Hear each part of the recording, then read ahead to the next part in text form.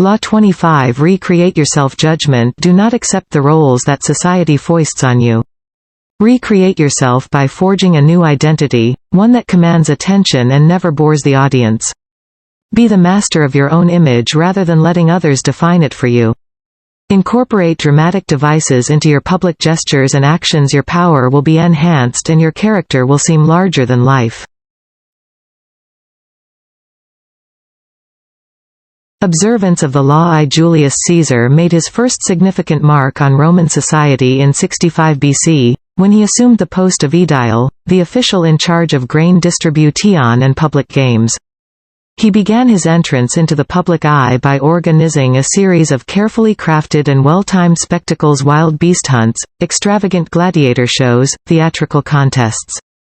On several occasions, he paid for these spectacles out of his own pocket. To the common man, Julius Caesar became indelibly associated with these much-loved events. As he slowly rose to attain the position of consul, his popularity among the masses served as the foundation of his power. He had created an image of himself as a great public showman. In 49 BC, Rome was on the brink of a civil war between rival leaders, Caesar and Pompey. At the height of the tension, Caesar, an addict of the stage, attended a theatrical performance and afterward, lost in thought, he wandered in the darkness back to his camp at the Rubicon, the river that divides Italy from Gaul, where he had been campaigning. To march his army back into Italy across the Rubicon would mean the beginning of a war with Pompey. Before his staff, Caesar argued both sides, forming the options like an actor on stage, a precursor of Hamlet.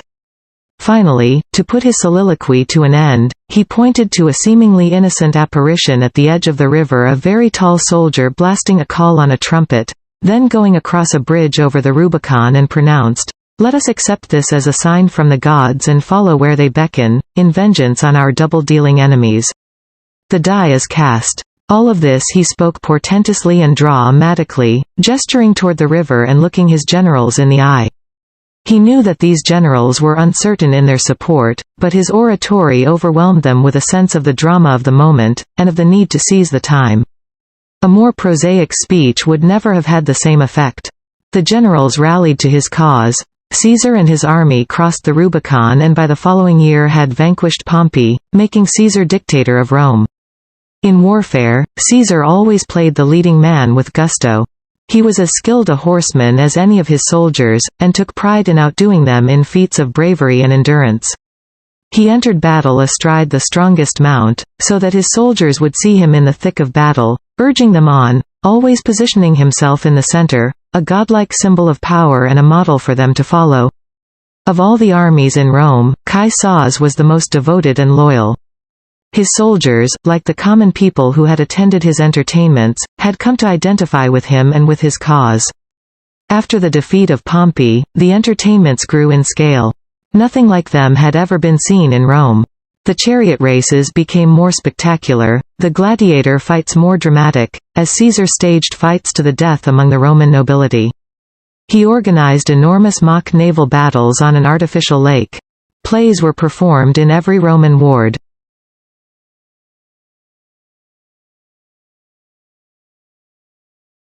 Giant new theater was built that sloped dramatically down the Tarpeian Rock. Crowds from all over the empire flocked to these events, the roads to Rome lined with visitors' tents.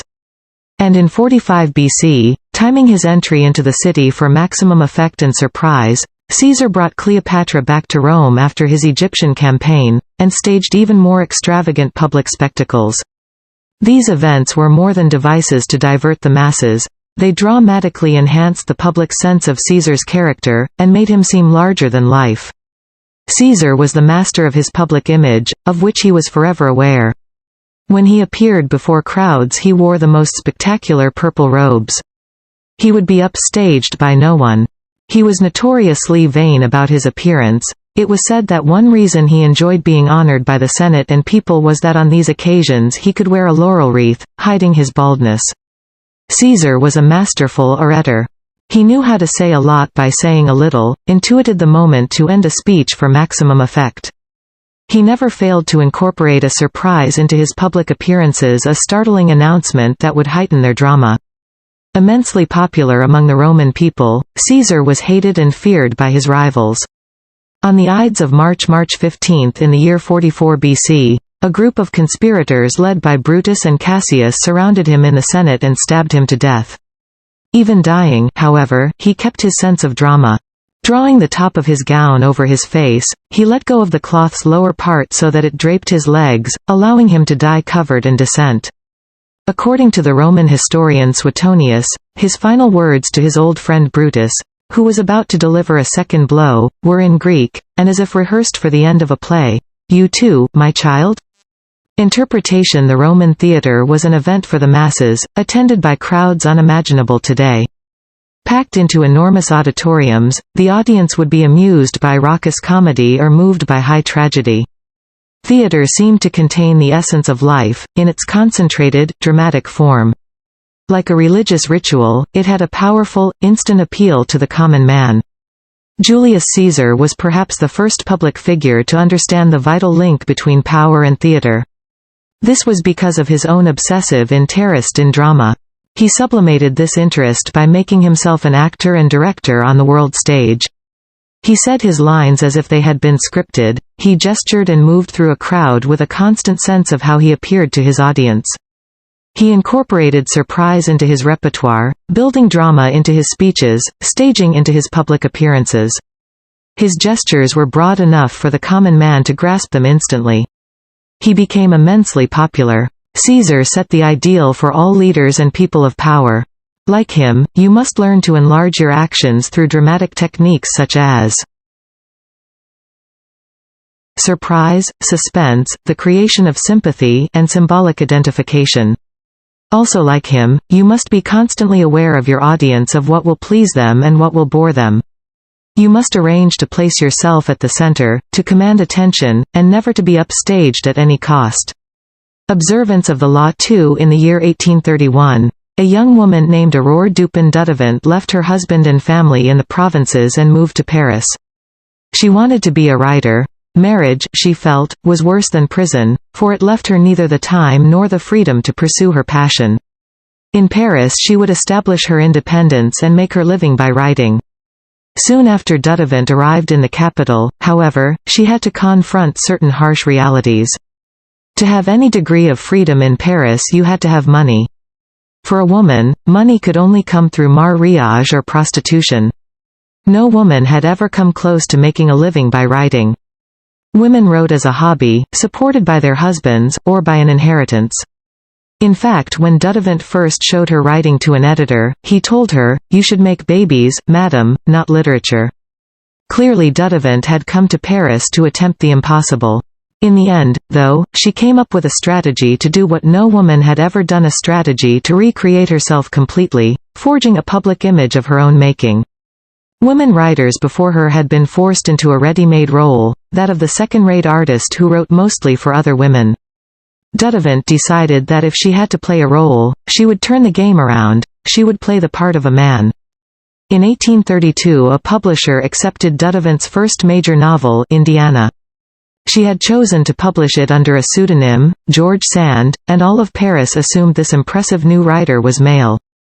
d'Audevant had sometimes worn men's clothes before creating George Sand. She had always found men's shirts and riding breeches more comfortable. Now, as a public figure, she exaggerated the image. She added long men's coats, grey hats, heavy boots, and dandyish cravats to her wardrobe. She smoked cigars and in conversation expressed herself like a man, unafraid to dominate the conversation or to use a saucy word. This strange, male-female, writer fascinated the public. And unlike other women writers, Sand found herself accepted into the clique of male artists. She drank and smoked with them, even carried on affairs with the most famous artists of Europe: Musset, Liszt, Chopin. It was she who did the wooing, and also the abandoning. She moved on at her discretion. Those who knew Sand well understood that her male persona protected her from the public's prying eyes. Out in the world, she enjoyed playing the part to the extreme. In private she remained herself. She also realized that the character of George Sand could grow stale or predictable, and to avoid this she would every now and then dramatically alter. The character she had created, instead of conducting affairs with famous men, she would begin meddling in politics, leading demonstrations, inspiring student rebellions. No one would dictate to her the limits of the caractère she had created. Long after she died, and after most people had stopped reading her novels, the larger-than-life theatricality of that character has continued to fascinate and inspire interpretation throughout Sand's public life. Acquaintances and other artists who spent time in her company had the feeling they were in the presence of a man. But in her journals and to her closest friends, such as Gustave Flaubert, she confessed that she had no desire to be a man, but was playing a part for public consumption. What she really wanted was the power to determine her own character. She refused the limits her society would have set on her. She did not attain her power, however, by being herself. Instead, she created a persona that she could constantly adapt to her own desires, a persona that attracted attention and gave her presence. Understand this. The world wants to assign you a role in life. And once you accept that role, you are doomed. Your power is limited to the tiny amount allotted to the role you have selected or have been forced to assume. An actor, on the other hand, plays many roles. Enjoy that protean power, and if it is beyond you, at least forge a new identity, one of your own making, one that has had no boundaries assigned to it by an envious and resentful world. This act of defiance is Promethean. It makes you responsible for your own creation. Your new identity will protect you from the world precisely because it is not you, it is a costume you put on and take off. You need not take it personally. And your new identity sets you apart, gives you theatrical presence. Those in the back rows can see you and hear you. Those in the front rows marvel at your audacity. Do not people talk in society of a man being a great actor? They do not mean by that he feels, but that he excels in simulating, though he feels nothing. Denis Diderot, 1713-1784, Keys to Power. The character you seem to have been born with is not necessarily who you are. Beyond the characteristics you have inherited, your parents, your friends, and your peers have helped to shape your personality. The Promethean task of the powerful is to take control of the process, to stop allowing others that ability to limit and mold them. Remake yourself into a character of power. Working on yourself like clay should be one of your greatest and most pleasurable life tasks. It makes you in essence an artist creating yourself. In fact, the idea of self-creation comes from the world of art. For thou sands of years, only kings and the highest courtiers had the freedom to shape their public image and determine their own identity. Similarly, only kings and the wealthiest lords could contemplate their own image in art, and consciously alter it. The rest of mankind played the limited role that society demanded of them, and had little self-consciousness. A shift in this condition can be detected in Velázquez's painting Las Meninas, made in 1656. The artist appears at the left of the canvas, standing before a painting that he is in the process of creating, but that has its back to us, we cannot see it. Beside him stands a princess, her attendants, and one of the court dwarves, all watching him work. The people posing for the painting are not directly visible, but we can see them in tiny reflections in a mirror on the back wall. The King and Queen of Spain, who must be sitting somewhere in the foreground, outside the picture. The painting represents a dramatic change in the dynamics of power and the ability to determine one's own position in society. For Velázquez, the artist, is far more prominently positioned than the king and queen. In a sense, he is more powerful than they are, since he is clearly the one controlling the image, their image. Velázquez no longer saw himself as the slavish, dependent artist. He had remade himself into a man of power. And indeed the first people other than aristocrats to play openly with their image in Western society were artists and writers, and later on dandies and bohemians. Today the concept of self-creation has slowly filtered down to the rest of society, and has become an ideal to aspire to. Like Velázquez, you must demand for yourself the power to determine your position in the painting, and to create your own image. The first step in the process of self-creation is self-consciousness, being aware of yourself as an actor and taking control of your appearance and emotions. As Diderot said, the bad actor is the one who is always sincere. People who wear their hearts on their sleeves out in society are tiresome and embarrassing. Their sincerity notwithstanding, it is hard to take them seriously. Those who cry in public may temporarily elicit sympathy, but sympathy soon turns to scorn and irritation at their self-obsessiveness. They are crying to get attention, we feel, and a malicious part of us wants to deny them the satisfaction. Good actors control themselves better. They can play sincere and heartfelt, can affect a tear and a compassionate look at will, but they don't have to feel it. They externalize emotion in a form that others can understand. Method acting is fatal in the real world. No ruler or leader could possibly play the part if all of the emotions he showed had to be real. So learn self-control. Adopt the plasticity of the actor, who can mold his or her face to the emotion required. The second step in the process of self-creation is a variation on the George Sand strategy. The creation of a memorable character, one that compels attention, that stands out above the other players on the stage. This was the game Abraham Lincoln played. The homespun, common countryman, he knew, was a kind of president that America had never had, but would delight in electing. Although many of these qualities came not to rally to him, he played them up the hat and clothes, the beard. No president before him had worn a beard. Lincoln was also the first president to use photographs to spread his image, helping to create the icon of the homespun president. Good drama, however, needs more than an interesting appearance, or a single standout moment. Drama takes place over time, it is an unfolding event. Rhythm and timing are critical. One of the most important elements in the rhythm of drama is suspense. Houdini, for instance, could sometimes complete his escape acts in seconds, but he drew them out to minutes, to make the audience sweat. The key to keeping the audience on the edge of their seats is letting events unfold slowly, then speeding them up at the right moment, according to a pattern and tempo that you control. Great rulers from Napoleon to Mao Zedong have used theatrical timing to surprise and divert their public.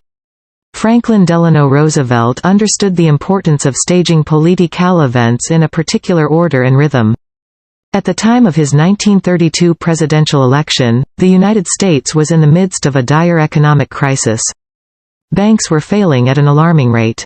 Shortly after winning the election, Roosevelt went into a kind of retreat. He said nothing about his plans or his cabinet appointments. He even refused to meet the sitting president, Herbert Hoover, to discuss the transition. By the time of Roosevelt's inauguration, the country was in a state of high anxiety. In his inaugural address, Roosevelt shifted gears. He made a powerful speech, making it clear that he intended to lead the country in a completely new direction, sweeping away the timid gestures of his predecessors. From then on, the pace of his speeches and public decisions, cabinet appointments, bold legislation unfolded at an incredibly rapid rate. The period after the inauguration became known as the 100 Days, and its success in altering the country's mood partly stemmed from Roosevelt's clever pacing and use of dramatic contrast. He held his audience in suspense, then hit them with a series of bold gestures that seemed all the more momentous because they came from nowhere. You must learn to orchestrate events in a similar manner, never revealing all your cards at once, but unfolding them in a way that heightens their dramatic effect. Besides covering a multitude of sins, good drama can also confuse and deceive your enemy. During World War II, the German playwright Bertolt Brecht worked in Hollywood as a screenwriter. After the war, he was called before the House Committee on Un-American Activities for his supposed communist sympathies. Other writers who had been called to testify planned to humiliate the committee members with an angry emotional stand. Brecht was wiser. He would play the committee like a violin, charming them while fooling them as well. He carefully rehearsed his responses, and brought along some props, notably a cigar on which he puffed away, knowing the head of the committee liked cigars. And indeed he proceeded to beguile the committee with well-crafted responses that were ambiguous, funny, and double-edged. Instead of an angry, heartfelt tirade, he ran circles around them with a staged production, and they let him off scot-free. Other dramatic effects for your repertoire include the beau geste, an action at a climactic moment that symbolizes your triumph or your boldness. Caesar's dramatic crossing of the Rubicon was a beau geste, a move that dazzled the soldiers and gave him heroic proportions.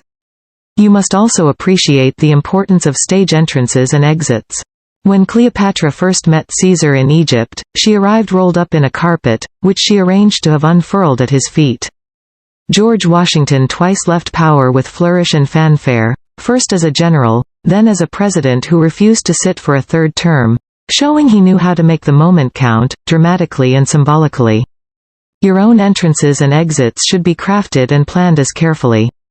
Remember that overacting can be counterproductive. It is another way of spending too much effort trying to attract attention. The actor Richard Burton discovered early in his career that by standing totally still on stage, he drew attention to himself and away from the other actors. It is less what you do that matters, clearly, than how you do it. Your gracefulness and imposing stillness on the social stage count for more than overdoing your part and moving around too much. Finally, learn to play many roles, to be whatever the moment requires. Adapt your mask to the situation. Be protean in the faces you wear. Bismarck played this game to perfection. To a liberal he was a liberal, to a hawk he was a hawk. He could not be grasped, and what cannot be grasped cannot be consumed. Ima-ge the Greek sea god Proteus. His power came from his ability to change shape at will, to be whatever the moment required. When Menelaus, brother of Agamemnon, tried to seize him, Proteus transformed himself into a lion, then a serpent, a panther, a boar, running water, and finally a leafy tree. Authority. Know how to be all things to all men. A discreet Proteus, a scholar among scholars, a saint among saints. That is the art of winning over everyone, for like attracts like. Take note of temperaments and adapt yourself to that of each person you meet. Follow the lead of the serious and jovial in turn, changing your mood discreetly. Baltasar Gracian, 1601–1658. Reversal. There can really be no reversal to this critical law. Bad theater is bad theater. Even appearing natural requires art. In other words, acting. Bad acting only creates embarrassment. Of course you should not be too dramatic. Avoid the histrionic gesture. But that is simply bad theater anyway, since it violates centuries-old dramatic laws against overacting. In essence, there is no reversal to this law.